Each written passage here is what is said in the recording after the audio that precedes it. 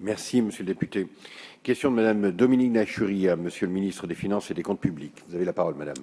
Oui, Monsieur le Président, Monsieur le Ministre, j'ai bien conscience de n'évoquer qu'une situation individuelle, mais si elle est singulière, elle est aussi dramatique.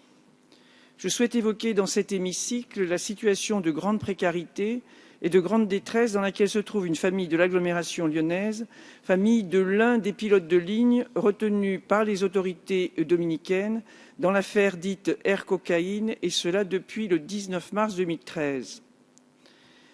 Dès lors, celui-ci n'a quasiment plus perçu de revenus.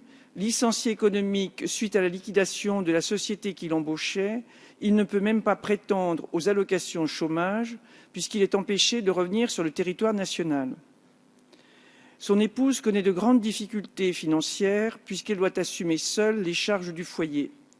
La vie quotidienne de la famille, les études des enfants, mais aussi les déplacements en République dominicaine pour pouvoir soutenir son époux, également les voyages des enfants, ce qui contribue aussi au fait que son époux puisse tenir dans des circonstances qui sont assez difficiles. Suite au refus de l'administration fiscale de lui accorder une remise gracieuse pour le paiement des impôts, je fais appel à Monsieur le ministre des Finances et des Comptes publics, et donc à vous, pour que l'administration se montre conciliante en tenant compte du caractère exceptionnel de la situation des époux. Je vous remercie. Merci, madame Nachury. Monsieur le ministre. Monsieur le Président, Mesdames et Messieurs les députés, Madame la députée Dominique Nachury, vous appelez l'attention de Monsieur le ministre des Finances et des Comptes publics sur la situation particulièrement difficile dans laquelle se trouve la famille de l'un des pilotes de ligne retenus en République dominicaine dans le cadre de l'affaire de drogue, trafic de drogue dite Air Cocaïne. Vous évoquez les grandes difficultés financières que rencontre actuellement son épouse pour faire face seule aux charges du foyer familial ainsi qu'au paiement de ses impôts. Vous en appelez à un traitement bienveillant de ce dossier par l'administration fiscale. Je ne puis, Madame la députée, vous donner ici publiquement les détails de la situation fiscale de ce foyer en raison des règles protectrices du secret fiscal qui s'appliquent à tout contribuable. Néanmoins, je vous confirme que sa situation a fait l'objet d'un examen très attentif et que sa demande a été traitée avec bienveillance mais en équité, l'administration fiscale ayant accordé des mesures adaptées.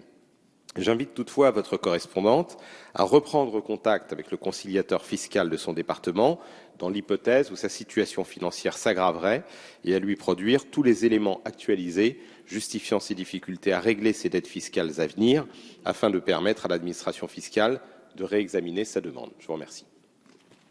Merci, Monsieur le ministre. Madame Nachury. Oui, merci Monsieur le Président, merci Monsieur le Ministre pour vos propos qui montrent que vous comprenez cette situation.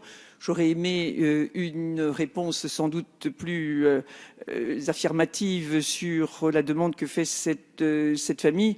Je suis sans doute moins déçu qu'elle ne peut l'être, d'autant que malgré tout, on n'a pas garanti à ce pilote ce qui relève de la Convention internationale, prévoyant bien que les pilotes ne sont en aucun cas responsables du contenu des bagages.